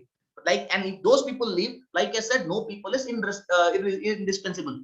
Everybody is not going to stay, everybody is not going to be held on to. Because at the end of the day, only the survival of the fittest, the next person goes to the next level. But if the aspirations are something which is, I'll give one example to Manoj sir, straight example, which I was supposed to give later on, but I'm giving it right now. Don't you think there are some people who don't have aspirations? I'll give you a classic example. Every relation of ours, there will be one relative who is still working in a bank, did not apply for promotion because he did not want to leave his hometown or the district or the state. He did not apply for manager's exam because he did not, because bank may, if you become a manager, first thing they will post you outside. And there are people who are very, very, very strong networkers in bank, very good employees of bank, but they didn't apply for the promotion only because if they promoted, they will be left Chennai, they will have to leave Tamil Nadu, they will have to leave Karnataka, they will have to leave Maharashtra. They don't apply for promotion because they are happy with their job and they make good amount because of increments. Have you experienced this? So it's not always that lot of people will be aspirationless. Exactly, 10% hope. But I am saying my policy from my HR, if it is structured, because I have place only for 1% at every top level. As it goes, it's going to be tapering at the top. So what I do, can I improve my communications? Can I understand what is it that I'm going to be measured on? I am bringing a point saying that only performance cannot be your reference tool. Sir, actually, I just got, I think, logged out. I could not hear you. Most probably, you might have answered that. I'll need to answer that. I'll again come to it. I said bank. No. What I'm trying to say, you might have already answered that. We were talking about somebody who has reached to the top of that particular chair. What do you say? Whether he should be there forever or you will find some way out? No. I said, okay, sir, can I take your question towards the end? I like this conversation. No, hold on, let me come to one very important topic because once I do 9-box theory, all this will get answered to a large extent. Okay, so let me come to this. 1 second, share screen. Yeah, before I come to 9-box theory, I need to cover one topic which is required. Okay, yeah, this is predominantly what is talent. Talent is actually a combination of 3 people, and we will always, HRs will always promote, or companies will always promote people with high potential. Now let us understand what is potential. Potential is actually a combination of 3 things: aspirations, the person's ability, and his engagement within and without outside the organization. Let me give you examples of all the 3. Aspirations. A person might be very strong on ability, jabardast ability hai, very strong with PR skills inside the organization, outside the organization. There are still some people who have built that, olden times mein, there are some people postmaster ka beta, because that guy's engagement was so strong that that brand value of office postmaster still stuck onto that family for long. Why? Because that guy's engagement was phenomenal. Just an example. So engagement is strong, ability is strong. Aspiration also should be there. Aspiration is to take leadership roles, challenges, and the likes of it. So aspirations, man, I'll give an example. I gave an example, probably you got disconnected. I'll just go the example fast. There are some people working in banks who are fantastic ability, fantastic in engagement within and outside the organization, but they don't want promotion because they know if they get promoted, they will have to leave the city or leave the state. So they don't apply for bank. There might be 10%, 20%, 5%, 1%. But I'm saying there are people who might be strong in ability, engagement, but not strong in aspirations. So this is some people who we will not take them to the next level, depending upon what level you are talking of. If it's a top management level or the middle management level, these people will tend to be sidelined from the promotion perspective because we want to grow. Hold on to the thought before I complete these slides. Then I'll come to 9-box theory, then I'll take up questions. Ability. There might be people who are very strong in aspirations, very strong in PR skills, but the functional area of their expertise they lack. And this does happen. Sometimes you find people, and these people are very dangerous. There are some people who, majority of the people leave their jobs because they don't like their bosses. They feel that bosses probably sometimes are not competent enough. They have aspirations. The bosses have fantastic aspirations, very strong PR skills within the organization, outside the organization, but they feel that this guy leverages on the effort of his team below. So dicey to promote these people to the next level, especially middle management and top management. Third thing, the guy might be very strong from an ability perspective. Softwares, normally technical people, you have these kind of things. Technically, they are very sound. Software developers and programmers, technically very solid, very strong from an aspiration perspective. They also want to become CEOs. But at the end of the day, if you say as you keep lighting the corporate ladder, you are going to be measured on business. They tend to take a backseat because they don't want to engage with people. They feel people should work and get the results, but they don't want to engage from a business perspective with outside the company, PR skills, selling your company, to the media. This is something which they are not very comfortable. This we normally find in the technical part. So probably this guy will be developed, and from a project management perspective, he's probably taking the project management linear growth, but not in the lateral growth of probably a CEO of the company. So I'm just bringing about a point here that potential is a combination of these three. A person who we say is high potential, we say we focus on three things, not one: aspiration, engagement within and outside the organization, and ability. And I gave you a lot of examples where sometimes some person feels I'm very strong in these two. Why should this be mattering? It does matter because at the end of the day, this person, it's a combination which all the three are required for somebody to be easily promoted to the next level. And these are the people who are sought. And this comes from ability to seek challenge. I normally today introduce, a lot of IT companies, especially in sales, we change the questions. We ask a very simple question, even to a fresher. Do you want 1 lakh rupees salary plus 10,000 incentive, or do you want 50,000 rupees salary plus an incentive which you can make at least 2 lakhs? And we'll give you the incentive plan. If that guy is good in mathematics and understands that they can make a lot more money in 50,000, probably he will take it. So that depends upon the statistics which we give to the table at that point in time. This is the slabs that you will make your incentives on compared to 1 lakh incentive. So that the options are open. Challenges. Do these people thrive on challenges? That is something which we see. And with due respect, today when we joined college to teach, right? When all of us joined college to teach, we all started as faculty, right? But when you become the director of a college or a principal of a college, what is it that we are evaluated on and by management? Number of seats filled in admissions and placements. That is at the end of the day business. You need to get engagement also in a role to engage with the others. We might be directors of colleges or missing, but at the end of the day, the business is not happening. Trust me, my company might close down. I'm not getting personal here, but I'm just making some statements here, food for thought. Let me come to 9-box theory, then that's something. And high potential people, data says very clearly, it is not money, it is not recognition, it is the risk, the engagement that keeps them engaged, the adrenaline pumping. If challenge though, they probably take it to the next level. Look at companies which gave a salary hike. Asian Paints gave a salary hike during recession times of COVID. They were the first ones to do it. Look at Jio. They grew, and you ask anybody from the industry, growth or survival during COVID times, every big company said growth during recession times. Growth during recession times is a strategy because if you survive the growth in the recession time, the boom time, you can expand phenomenally. So that's a call. I mean, from a company perspective, also the high performing or high potential companies are those who always focus on growth, not on survival. They say survival is for physical bodies. For human beings, survival is important. But from a company perspective or a career perspective, always focus on growth, not onto survival. If you stick on to survival, probably we will not grow as much as high potential employees or companies grow. So that is where HRs bring in a very small. Let's go through this slide a bit fast and open it up for questions because that's far more engaging. So what do they map to for the potential and the appraisal? Performance is tangible, very, very clear, crystal clear. This is your target. This is what you have achieved. Even HRs have targets, even purchases have targets, finance has targets. Every department has targets, including the cleaning, the housekeeping also have targets. If you go to malls like Forum, there is an attendance sheet, clean the latrine, tick mark, tick mark, tick mark. It is targets given for everybody. So it's documented, clear, precise targets given. Have they been given? Yes. Whereas potential is purely from a behavioral mapping. So they do a 360-degree for behavioral mapping with the line manager, functional managers, and peers, as well as people below. So it's not where you have to discuss and debate as to why this guy's behavior is so and so. It's not like filling a form and giving it like they used to do performance appraisal long time back, 360-degree appraisal from a different perspective for potential. Parameters like curiosity, insight, engagement, and determinations questions are framed to evaluate each candidate, especially the middle management, top management today. Accenture does this, Infosys does this, Cognizant does this, EMC Square does this, NetApp does it. These are all companies which do this and this. Performance, KRAs and KPIs, very crystal clear documentation. Process of the interview. The performance appraisal is predominant document where you achieved, not achieved is what is written. Whereas potential mapping is done through process of interviews to gauge the, it's open-ended, it's not closed-ended like performance appraisals.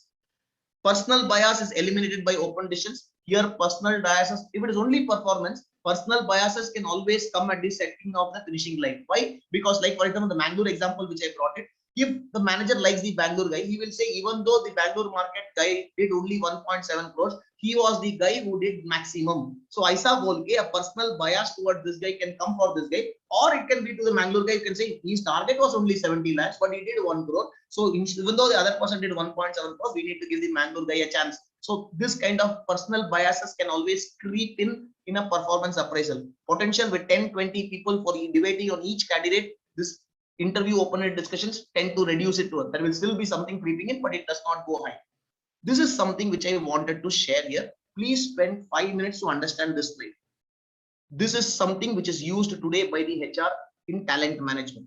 They categorize every simple employee based on this 9-box matrix. Very simple to understand. On the right side, it is predominantly potential, and on the x-axis is potential. X-axis is performance, y-axis is potential. So if you look at it, the guy who is low on performance and low on potential, we say is a talent hire. The strategy used there, put him onto performance improvement program, monitoring him daily on a 3 to 3 months basis. After 3 months, also if his performance doesn't improve, we probably have to remove him. It's a bad hire. The extreme right is the consistent star. The guy who is very good, high in potential, high in performance also. Now there are two things. Your future leadership will come either from future stars or current star. Now that is the classic example of Rishabh Pant versus Sanju Samson. Sanju Samson was a current star, whereas Rishabh Pant probably can be taken as a future star. So what did they do? There is a chance. The strategies used in succession planning for these people is your future stars need to be stretched, developed, because their potential is there. They have the capability to lead organizations, but their current performance is low. So what do? We work on a coaching from an assignment perspective. Okay, not from a leadership perspective, but from the assignment perspective. And your current stars who are very strong from the performance perspective, but not from a leadership perspective, we start giving them individual projects to handle so that their leadership can come outside and they focus whether it is coming outside or they are still being at the same level, not growing to their leadership level. So at the end of the day, when I have only future stars and current star today in my organization, probably level 2, and my CEO resigns, succession planning is not done. A succession planning happens when a consistent star is replaced by a consistent star. And that is why a lot of organizations at CEO levels today, if they don't find somebody internally to promote, they say it is still better for me to get a consistent star from outside, a guy with high potential, tested capabilities, and also known for his performance at the CEO level. That way, either somebody who is, this guy also doesn't feel bad, this guy also doesn't feel bad, it's kind of a pace saver kind of a thing for them. Yes, there will be aspirations to raise, but from a company perspective, I cannot be emotional and probably get one person up just because I have to hire internally. There are companies, one of the companies which when they founded, Infosys was a company which very clearly said, we will not, the CEO will always be only an Infosys, but even they have changed. with the advent of in the last 10 years, they have also changed. So please understand, there is no necessity that I can't bring people from outside. I am talking here, leaving the emotions apart from a strategy perspective. This is predominantly what this 9%. In fact, if you give me a charge, do you want the high professionals or rough diamonds? Today, companies invest a lot of money on rough diamonds. The rough diamonds are those which we hire from management trainee programs.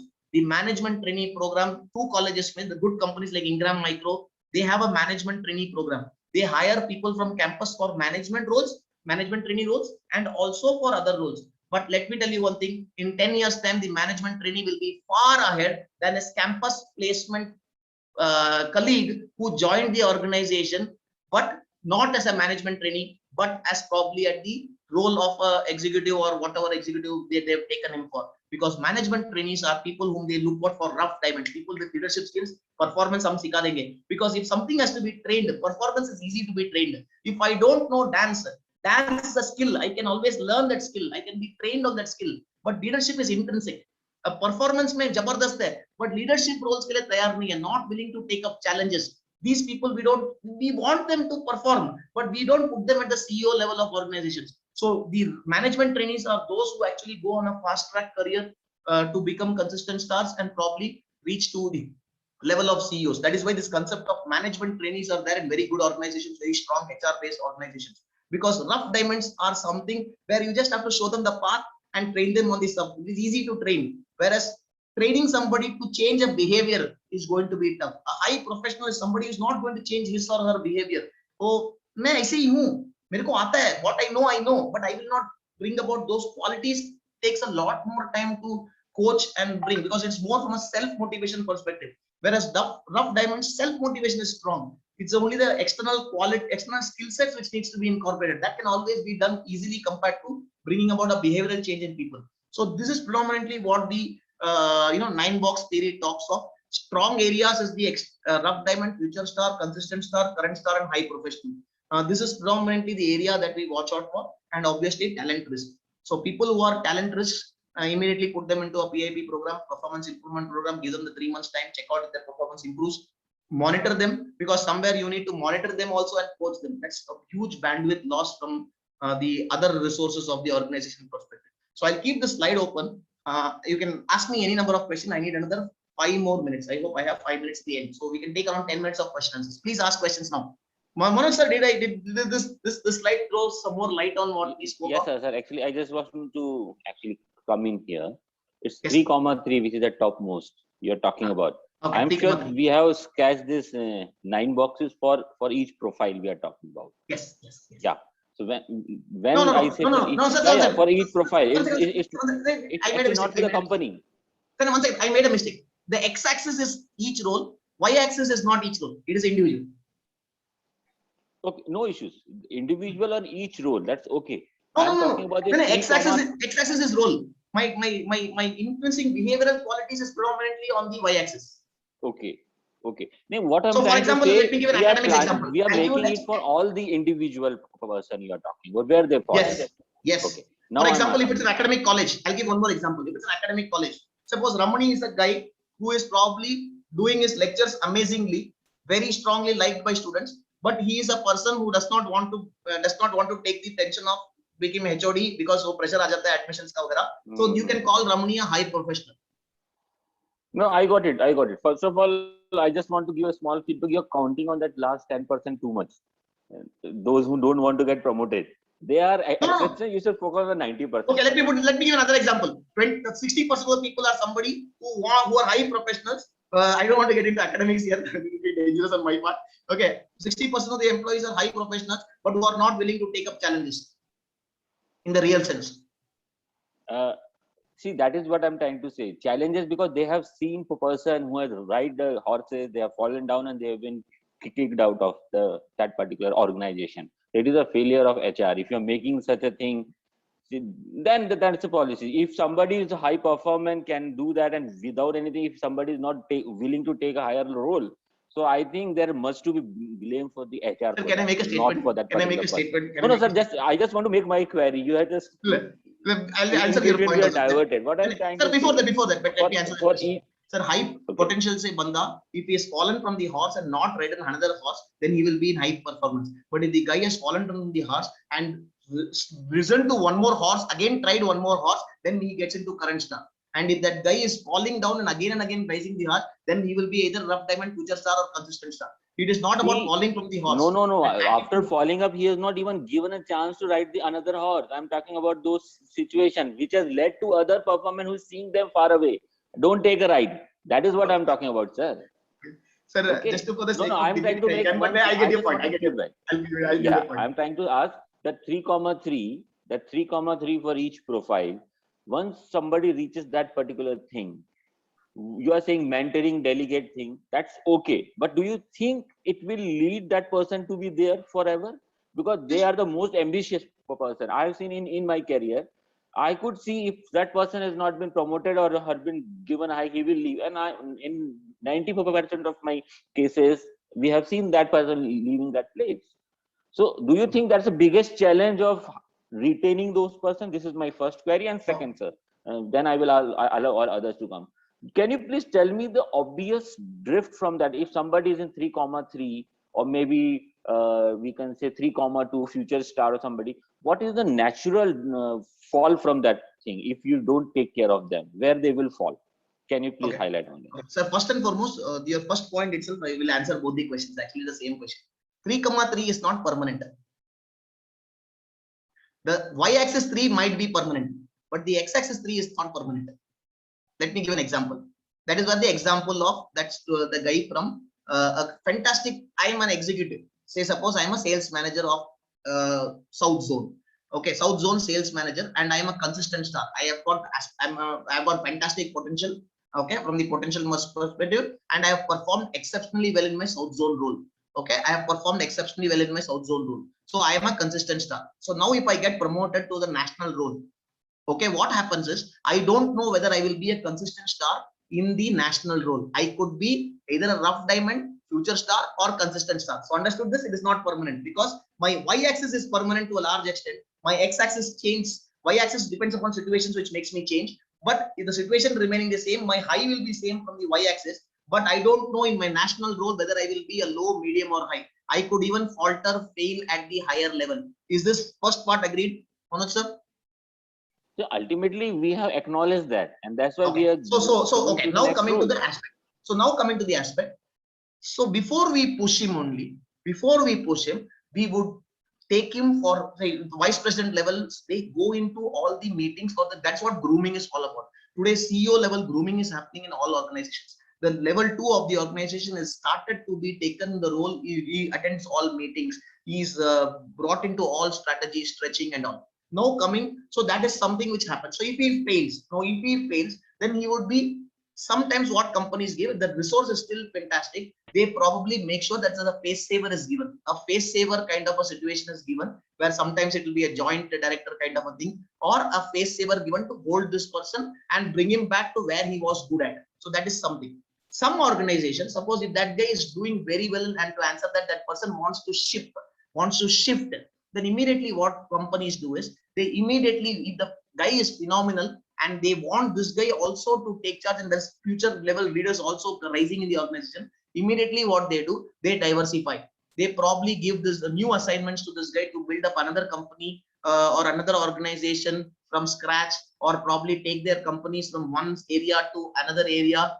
Like probably I don't have a strong presence in Japan market or the US market or the APAC market. Then they say Asia Pacific market mein aap ghuso. That kind of conglomerate diversification happens where this guy goes and takes to the next level. Sometimes there are group organizations. In fact, I met Joginder Singh, who was the CFO of Eurojust in IIT Dharwad. Last time he was saying he is a group CFO now. He was earlier CFO of one company. They don't want to leave this guy, so he becomes a group CFO where he does meetings from all the CFOs and involved in project financing for the lot of startup organizations of the company. So if the guy is good, let me tell you one thing: there is always a place reserved for some kind of challenging role that consistent stars will get from the organization perspective. Organizations never want to lose out on fantastic high potential employees. A factor as fantastic, much as fantastic answer. One last query which I already asked. Maybe you if somehow we missed acknowledging that, what is the natural fall? I'm asking. Where do you see them? Sir, there are two things. Now, sometimes in spite of this also, there might be people leaving.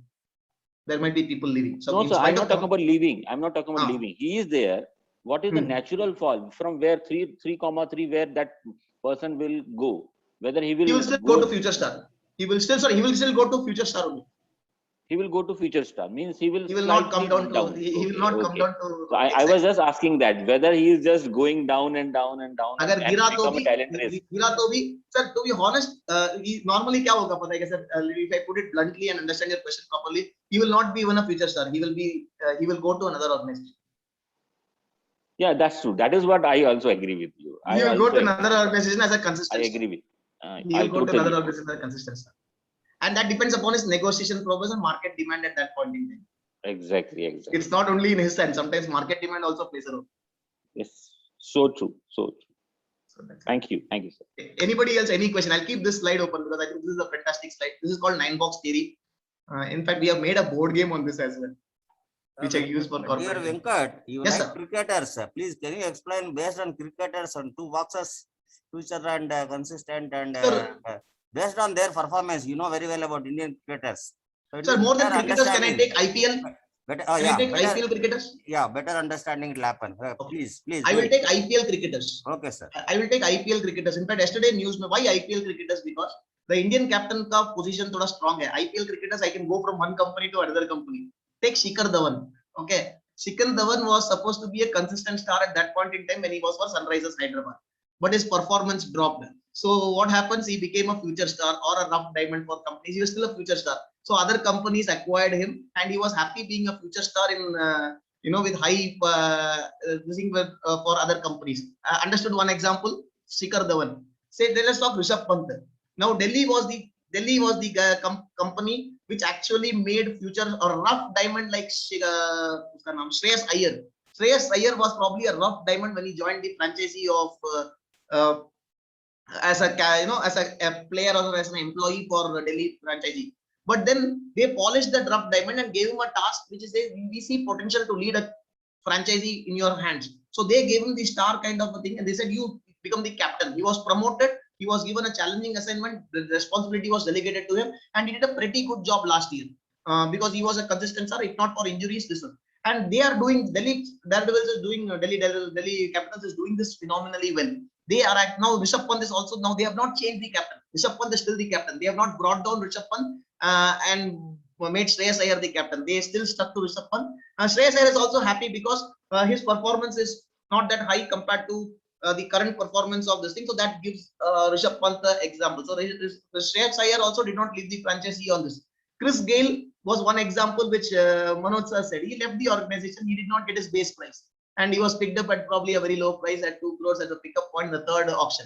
Okay. So Chris Gayle is probably a match winner kind of a thing. A rough diamond. Chamka to chamka.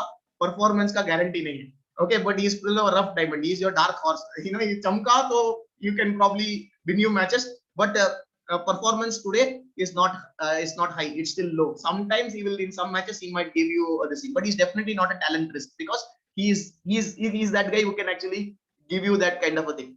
So that is why when Chris Gayle went into the auction again, there were no takers for him except because he was bought at his base price of 2 crores. I think Punjab bought him. Punjab bought him. So that's example. Did I answer, sir?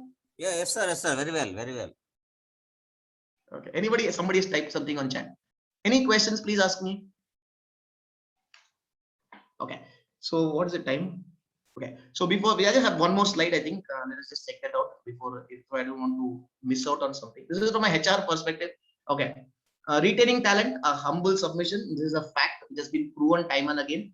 Salary is probably the last result why people leave jobs. It is not for salary that people leave jobs. Predominantly, people leave 70-75% of people leave their jobs because they don't like their bosses or their line managers. So how does company mitigate this?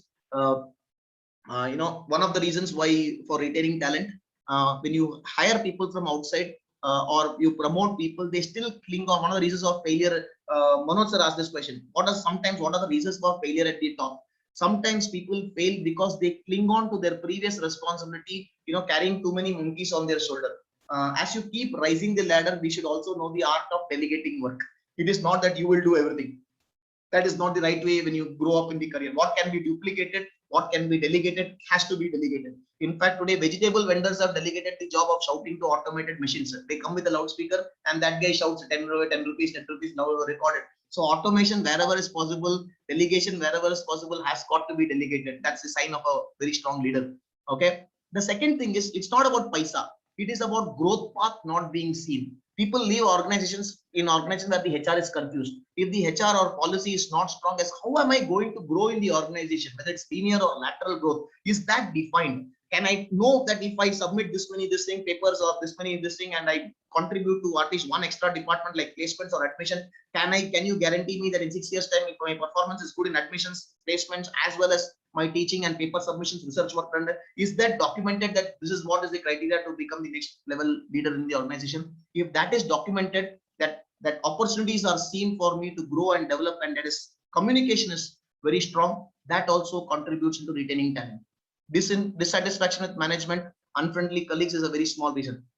One reason which is of late coming a lot is lack of balance in work and home life, which is happening predominantly with the online era, with everything shifting online. In fact, there are some companies which actually did town hall meetings with the spouses of the employees to bring about, especially because of COVID times.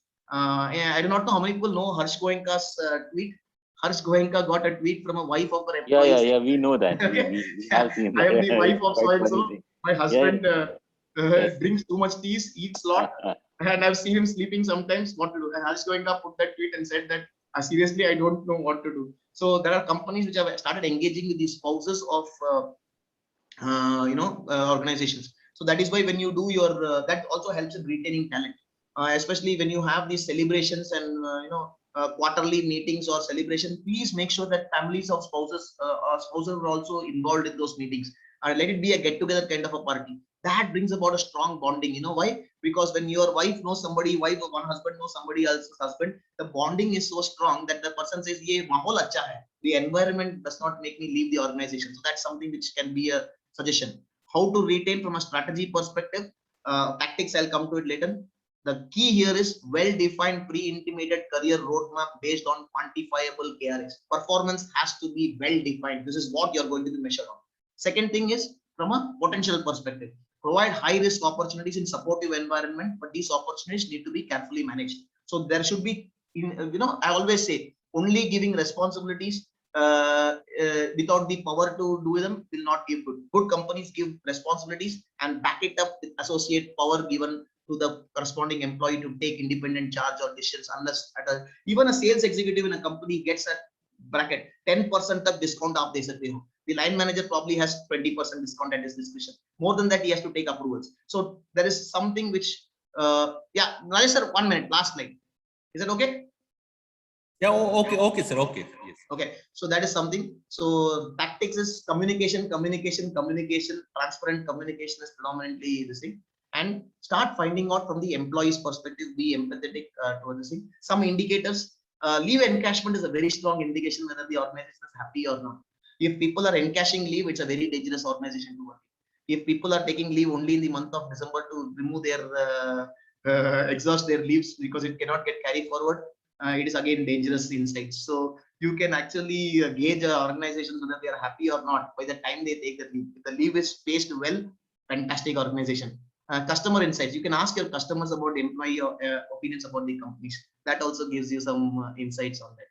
So this is something. So I kind of done with it. I hope today's topic I liked because a lot of interactions. I loved it. Thanks, Madhu sir, especially, and Mohan sir for asking a lot of questions. Yeah, thank you, Venkatji. It's very nice. You have a full exposure of entire concepts. Even some of the secrets of the landmark, etc. You revealed here. Thank you for that also. Your advanced course in landmark, I think you completed, right? Yes, sir. I have been because that whenever that you're saying yes 7 times and 8 times saying yes will happen, it is actually a secret code of the landmark education. Actually, I don't know. Is there an NLP, sir? They'll charge. No, maybe one of the anyhow, very good.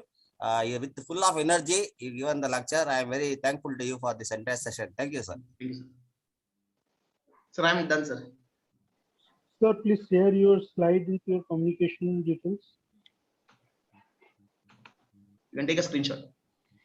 And if anybody wants slides, you can just mail me. I'll send it to you. No, I think we have a practice of collecting the slides, and then Oh, you want me to send you the slide? I'll send you the slide. yeah, please, sir, so that I can always forward it to all the I'll mail it to participants. you a couple of minutes. Yeah, sure, sir, sure. So So may I thanks, now sir. request, sir, one minute. I just said thanks so much for the opportunity. For No, doing sir, this. thank you so much for I hope being I here, did sir. justice. Yeah, it's fantastic to interact with you, sir. And we are going to meet again very soon. But I'm also having something lined up. We will be in touch, sir. Thanks so much. So I think all the questions of our participants are answered, and he has done the right justice to the program that we have organized and planned. I think we certainly are getting a lot of compliments on the chat room as well. Thanks a lot, sir, for having come. And then I think I troubled you twice. So usually in the whole program, I think we had speakers doing it for one session. So I think I just took an extended privilege to invite you for 2 sessions. Thanks for that, sir, for being a part of this program and making it a wonderful session. And it was too lively too. We all enjoyed, even me as a participant and organizer. So I too all had the same experience like what my participants are feeling now. So I think with this, we conclude the sessions. Formally, it is the end of the 2 sessions that we had planned for you. And hopefully I invite you again for the validatory function in case if it's possible and available. I'll do my best to make it. Yeah, I understand that you're too occupied and busy. So in spite of your busy schedule, so you just made it a wonderful presentation or maybe the activity-based learning today. I think all my participants have really enriched their knowledge in this area, and they'll be definitely executing it at their point of work also.